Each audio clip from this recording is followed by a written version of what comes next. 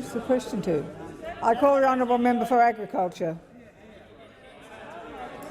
Well, thank you very much, Madam Speaker, and I thank the honourable member for his question and note that in his electorate, in Flynn, we have 4 dams on the list. It's Connors Dam, Nathan Dam, Rookwood and Eden Barn.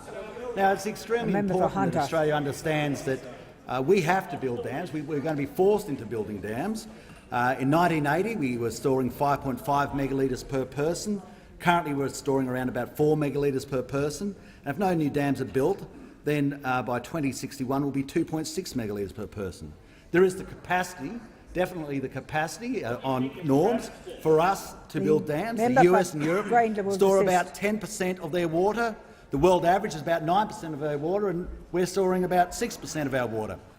And I think we've got to be able to reach back and claim the vision of Curtin and Chifley and Menzies, who built the Snowy Mountain scheme, and certainly that was part of the process that built our nation. If you want zero emissions, you're going to get it from hydroelectricity. If you want to expand our capacity to produce soft commodities to balance the books again, well, you're going to get it out of agriculture. You're going to get it out of irrigation. It is absolutely important that people understand that this is not a process that's just way into the future. It's happening right now. We've started on Chaffey Dam. We've started on Wallace Lakes. We've started on the Gapsy scheme. We've started on Menindee storage. We're actually doing it. We're actually at work right now doing precisely this.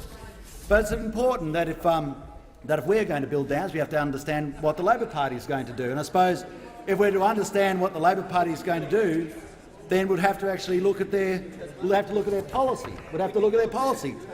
And the Shadow Minister for Agriculture said that he'd happily expand on the ALP's NFF scorecard, so this was their policy, the scorecard, and convert it into a glossy policy document. But he wasn't sure that this had a great deal of merit. So the closest that the Shadow Minister could give us for a policy document was actually the wrong version, because the latest version had us at the front. We actually won. But what is sneaking around in the bowels of the Parliamentary Library, and I saw it last night, and I thought I should table this, is they actually do have a policy document. They just didn't know about it. They actually do have a policy document. They actually hadn't read it. They hadn't read their own document. So I table for the benefit of the Shadow Minister for Agriculture his policy.